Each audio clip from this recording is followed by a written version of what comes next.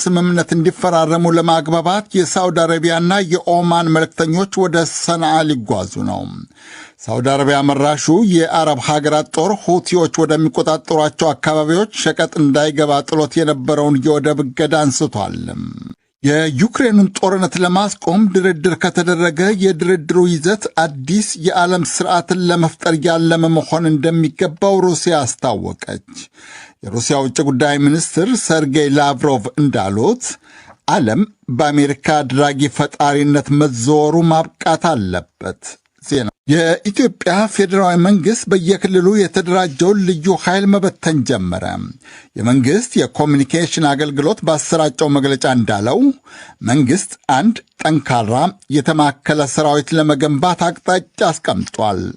መግለጫው አቅጣጫ ባለው ውሳኔ መሠረት እስካሁን የየክልሉ የልዩ ኃይል አባላት ሆነው የሚያገለግሉ ሰዎች እንደየምርጫቸው የየክልሉ ወይም የፌዴራል ፖሊስ ወይም የጦር ኃይል ባልደረባ መሆን አሊያም ሰላማዊ ኑሮ መምራት ይችላሉ። የመንግሥት ኮሚኒኬሽን አገልግሎት ሚኒስትር ዴኤታ ወይዘሮ ሰላማዊት ካሳ መልሶ ማደራጀት ያሉት ልዩ ኃይልን የመበተን እርምጃም ጥልቅ ጥናት የተደረገበት ነው ይላሉ። የክልል ልዩ ኃይልን መልሶ የማደራጀቱ ሂደት በሁሉም ክልሎች በተመሳሳይ ጊዜ እየተከናወነ መሆኑን ማንሳት ያስፈልጋል። እንግዲህ ሂደቱም ከዚህ ቀደም ጥልቅ ጥናቶች ተደርገውበታል። የሀገራችን ነባራዊ ሁኔታም የክልሎችም ነባራዊ ሁኔታ ከግምት ውስጥ ገብቶ ጭምር ነው ተግባራዊ እየተደረገ የሚገኘው። ሁለተኛው ጉዳይ ይሄ መርሃ ግብር ትጥቅን ከማስፈታት ጋር ምንም አይነት ግንኙነት የለውም።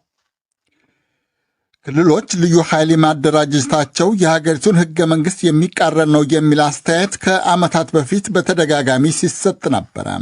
ይሁንና የፌዴራሉ መንግሥት ልዩ ኃይልን በዚህ ወቅት ለመበተን ማቀዱ ከተሰማበት ጊዜ ጀምሮ የተለያዩ ወገኖች በዕቅዱ ላይ ያላቸውን ጥርጣሬ አልሸሸጉም። ልዩ ኃይል የመበተኑ ዕቅድ በዚህ ወቅት ገቢር የሆነው ደግሞ በሰሜኑ ኢትዮጵያ ጦርነት ወቅት ከፌዴራሉ መከላከያ ሰራዊት ጎን ሆኖ የተዋጋውን የአማራ ልዩ ኃይልን ለማፍረስ ነው ባዮችም አሉ። ዜና መጽሔታችን ሰፊ ትንታኔ አለው። የየመን ተፋላሚ ኃይላት ዘላቂ የተኩስ አቁም ስምምነት እንዲፈራረሙ ለማግባባት የሚደረገው ጥረት አሁንም እንደቀጠለ ነው። የሳውዲ አረቢያና የኦማን ባለሥልጣናት ከሁቲ መሪዎች ጋር ለመነጋገር በመጪው ሳምንት ሰንዓ የመን ይገባሉ። ዘላቂ ሰላም ለማስፈን በተከታታይ የሚደረገው ድርድር ውጤት በመጪው የኢድ አልፊጥር ዕለት በይፋ ይታወጃል ተብሎ ይጠበቃል። የሁቲ አማጽያንን ሳውዲ አረቢያ መራሹ ጦርንና ጦሩ የሚደግፈው የየመን መንግሥት በተባበሩት መንግስታት ድርጅት ሸምጋይነት ባለፈው ጥቅምት የተፈራረሙት የተኩስ አቁም ውል እስካሁን በአብዛኛው እንደጸና ነው። የሰንዓው የሕግ ባለሙያ አሕመድ አሊ ሱፊያኒ እንደሚሉት ተኩስ በመቆሙ ርዕሰ ከተማይቱ ውስጥ ሕዝቡ እንደ ልቡ መንቀሳቀስ ጀምሯል። ወረራው ከቆመ ወዲህ ሁኔታዎች እየተረጋጉና ጸጥታ እየሰፈነ ነው። ነዋሪዎችም ንፋስ ለመቀበልና ለመዝናናት ያለ ስጋት በእግራቸው እየተጓዙ ነው። ፈጣሪ ይመስገን። ወረራው ለአንዴና ለመጨረሻ ጊዜ ያበቃል የሚል ተስፋ አለን። ይህ በእንዲህ እንዳለ ሳውዲ አረቢያ መራሹ ጦር ወደ የመን ደቡባዊ ወደቦች በሚገዙ የሸቀጦች ማመላለሻ መርከቦች ላይ ጥሎት የነበረውን እገዳ ሙሉ በሙሉ አንስቷል። ጦሩ ባለፈው የካቲት ሁቲዎች ወደሚቆጣጠሩት የምዕራብ የመን ወደቦች በሚገቡ መርከቦች ላይ የጣለውን እገዳ አንስቶ ነበረ። የየመን ሁቲዎችን የሚወጋው ጦር ለ8 ዓመታት ያክል የጣለውን እገዳ ማንሳቱ በደቡባዊ አረባዊቱ ሀገር ዘላቂ ሰላም ለማስፈን የእስራኤል ፖሊስ የሙስሊሞቹን ሦስተኛ ቅዱስ ስፍራ የአልአቅሳ መስጊድን ባለፈው ሮብ 2 የወሮ ፍልስጤማውያንን መደብደቡን እንደ አዲስ ያቀጣጠለው የእስራኤልና የፍልስጤሞች ግጭት የሰው ሕይወት እያጠፋ ነው። የእስራኤል ፖሊስን የኃይል እርምጃ በመቃወም ጋዛ ሰርጥና ደቡባዊ ሊባኖስ የሸመቁ የፍልስጤም ደፈጣ ተዋጊዎች የእስራኤልን ግዛት በሮኬቶች ደብድበዋል።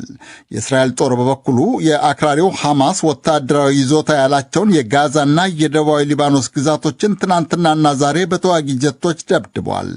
በድብደባው ጋዛ ከተማ የሚገኝ አንድ ሆስፒታል መመታቱ ተዘግቧል። እስራኤል በኃይል በያዘችው በምዕራባዊ ዮርዳኖስ ወንዝ ዳርቻ ደግሞ ፍልስጤማዊ ነው የተባለ ግለሰብ በከፈተው ተኩስ እስራኤላዊ እህትማማቾች ተገድለዋል፣ እናታቸው ደግሞ ክፉኛ ቆስለዋል።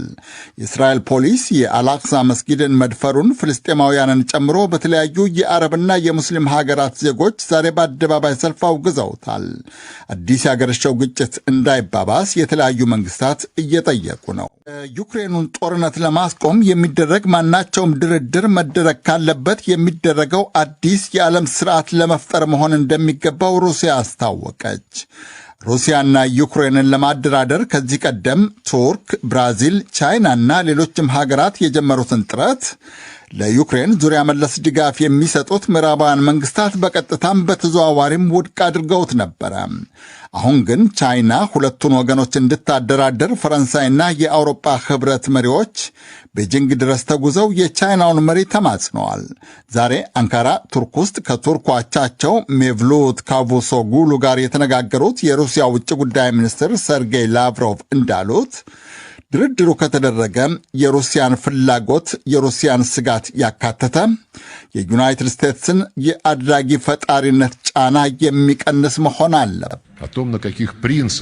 ድርድሩ አዲስ የዓለም ስርዓት በሚመሰረትበት መርህ ላይ ማነጣጠር አለበት። ይህ አሁን ካለው ከአንድ ኃይል የበላይነትና በአንድ ኃይል ጫና ከሚመራ የዓለም ስርዓት የሚሻልና ሁላችንም የሚያስፈልገን ነው።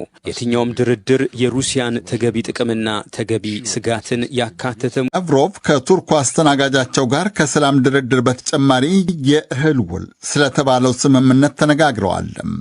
የሩሲያና የዩክሬን እህልና ማዳበሪያ በጥቁር ባህር በኩል ለዓለም ገበያ እንዲቀርብ ሁለቱ ተፋላሚ መንግስታት ያደረጉት ስምምነት ብዙ ዓለምን ከምግብ እጥረት ቀውስ አድኖታል። ስምምነቱ በየጊዜው እየተራዘመ ዓመት ሊደፍን 2 ወር ነው የቀረው። ይሁንና በቱርክና በተባበሩት መንግስታት ድርጅት ሸምጋይነት የተደረገው ስምምነት ሙሉ በሙሉ ገቢራዊ እንዳይሆን ምዕራባውያን መንግስታት በሩሲያ ላይ የጣሉት የገንዘብ ዝውውር፣ የኢንሹራንስ፣ የመጓጓዣ እና የሎጂስቲክ ዕቀባ እንቅፋት መሆኑን ሩሲያ በተደጋጋሚ አስታውቃለች። ላቭሮቭ ዛሬ በሰጡት መግለጫም የምዕራባውያን እንቅፋት ያሉት ማዕቀብ ካልተነሳም ሩሲያ ስምምነቱን እንደምታፈርስ አስጠንቅቀዋል። የቱርኩ ውጭ ጉዳይ ሚኒስትር ሜቭሉት ካቩሶግሉ ለሩሲያው እንግዳቸው እንደነገሩት ደግሞ መንግስታቸው ተፋላሚ ኃይላትን ለማደራደር የጀመረውን ጥረት ይቀጥላል። በእህል ውሉ ገቢራዊነት ላይ ሩሲያ ያላትን ቅሬታ ለማቃለልም ከሚመለከታቸው ወገኖች ጋር ይነጋገራል። ፈረንሳዩ ግብረሰናይ ድርጅት ድንበር የለሽ ሐኪሞች በምህጻሩ MSF ሜዲትራንያን ባህር ውስጥ ከመስጠም ያተረፋቸውን 340 ስደተኞች ዛሬ ኢጣሊያ ጠረፍ ማድረሱን አስታወቀ።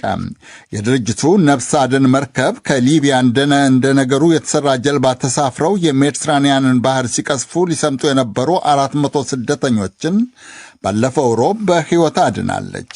MSF እንዳስታወቀው ከስደተኞቹ መካከል 100 ያህሉን አንዲት የኢጣሊያ ባህር ኃይል መርከብ ተረክባቸው ወደ ኢጣሊያ ጠረፍ አድርሳቸዋለች። የተቀሩት 340 ያክል ስደተኞች ደግሞ የደቡብ ኢጣሊያዋ የወደብ ከተማ ብሪንዲሲ ላይ ከመርከብ ወርደዋል። የተባበሩት አረብ ኤሚሬቶች ፍርድ ቤት ደቡብ አፍሪካ በወንጀል የምትፈልጋቸውን ሀብታም ወንድማማቾች ተላልፈው እንዳይሰጡ መወሰኑን ደቡብ አፍሪካ አጥብቃ ተቃወመች። ጉብታዎች ተብለው የሚታወቁት ወንድማማቾች ከደቡብ አፍሪካ ሸሽተው ዱባይ ይኖራሉ። እንደ ግሪጎሪያኑ አቆጣጠር በ1993 ከ3 ወንድማማቾቻቸው ጋር ከአተር ፕራዴሽ ህንድ ደቡብ አፍሪካ የገቡት ወንድማማቾች አነስተኛ ሸቀጥ ነጋዴነት ተነስተው በአጭር ጊዜ ወደ ቢሊዮነርነት የተመነገዱ ቱጃሮች ናቸው። ኮምፒውተር፣ መገናኛ ዘዴዎች፣ ማዕድን፣ ኢነርጂ በመሳሰሉ መስኮች የትላልቅ ኩባንያዎች ባለቤት ለመሆንም በቅተዋል። ወንድማማቾቹ ከቀድሞ የደቡብ አፍሪካ ፕሬዚደንት ጄኮብ ዙማ ጋር ባላቸው ጥብቅ ወዳጅነት በቢሊዮን ዶላር የሚቆጠር ገንዘብ ደቡብ አፍሪካን አክስረዋል ተብለው ይጠረጠራሉ። የኢትዮጵያ መንግስት የየክልሉን ልዩ ኃይል መበተን ጀመረ። መንግስት እንደሚለው እስካሁን የልዩ ኃይል አባላት የነበሩ ሁሉ እንደየምርጫቸው የፖሊስ ወይም የጦር ሰራዊት ባልደረባ መሆን ይችላሉ። ልዩ ኃይል በዚህ ወቅት እንዲበተን መወሰኑ የአማራ ልዩ ኃይል አቅምን ለማሳጣት ነው የሚል ትችት አስከትሏል። የየመን ተፋላሚ ኃይላት ዘላቂ የሰላም ስምምነት እንዲፈራረሙ ለማግባባት የሳውዲ